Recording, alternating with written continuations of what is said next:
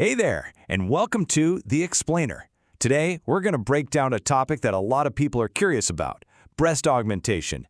And you know, this isn't some niche procedure we're talking about. It's actually one of the most frequently performed cosmetic surgeries in the entire world. But okay, beyond the sheer numbers, what does the journey really look like? What does it actually involve? That's what we're here to do. We're going to break the whole thing down from that very first thought all the way through to what life is like years down the road. So let's start at the very beginning.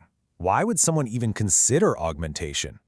It really all comes down to understanding the motivations behind such a personal decision.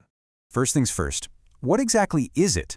Well, to put it simply, breast augmentation is a surgical procedure. The whole point is to enhance the size, the shape, and the volume of the breasts. This is usually done with implants or sometimes by transferring a person's own fat from another part of their body. And the reasons people choose this surgery are incredibly diverse. It's almost never about just one single thing. For a lot of people, it might be about addressing breasts that have always been on the smaller side. For others, it's about getting back volume that was lost after having kids or after a big weight loss. It can also be a really powerful tool for improving asymmetry, where one breast is a different size or shape from the other. And of course, it's a really important option for reconstruction after something like a mastectomy. But when you boil it all down, a lot of the time it's about feeling more proportional and, well, more confident. All right, so once you have your why, the journey moves into a really critical phase, exploring all the options out there. This is where the consultation happens, and where some pretty big choices have to be made with your surgeon. And this part is so important. The process doesn't just start with you flipping through a catalog and picking something out. Not at all. It starts with a really detailed medical assessment. A good surgeon is going to look at your specific anatomy, your skin quality, and most importantly, they're going to have a real in-depth conversation with you to figure out what you're hoping for and what's actually realistic. Okay, so one of the first big forks in the road is the type of implant. You've basically got two main camps, silicone and saline. Silicone implants, they come pre-filled with this cohesive gel, and the big selling point is that they tend to feel a lot like natural breast tissue. Saline implants, on the other hand, are filled with sterile salt water. They can feel a little bit firmer to the touch. But honestly, the choices go way deeper than just saline or silicone. It gets really customized. First, you have the profile. Think of this as how far the breast projects out from the chest. You can have low, moderate, or high. Then you've got the shape. Do you want a round implant for more fullness all over, especially at the top, or an anatomical one, which is more of a teardrop shape for a natural slope? And finally, a huge one, placement. Is the implant going to sit on top of the chest muscle or underneath it? Each of these choices totally changes the final look and even the recovery. So, with all these technical details on the table, let's kind of zoom back out for a second. What's the end goal of all this planning? Let's talk about the benefits and the final decisions you'll be making. Right before surgery day, everything gets locked in. It's like a final game plan. 3 key things get confirmed. First, exactly where the incision will be made. Second, the final choice on the implant, the type, size, shape, all of it.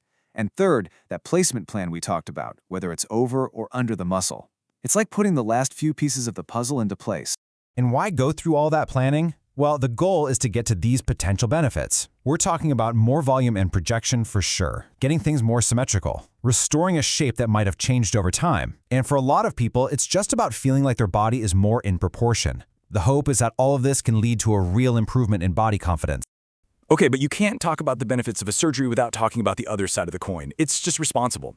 So let's flip it around now and get real about the risks and what recovery is actually like. Look, any surgery has risks, and this one is no different. Right after the procedure, you're going to have some pain, swelling, and bruising. That's just a given. It's also really common to have some temporary changes in nipple sensation. Then there are things you hope don't happen but can, like noticeable scarring or the implant moving out of place.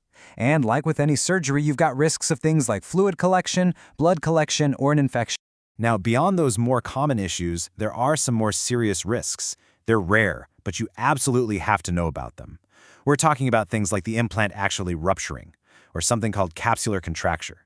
That's where the natural scar tissue your body forms around the implant gets unusually hard and tight. And then there's BIALCL, which is an extremely rare type of lymphoma that's been linked to certain kinds of textured implants. So what does recovery actually feel like day to day? Well, those first 6 weeks are pretty critical.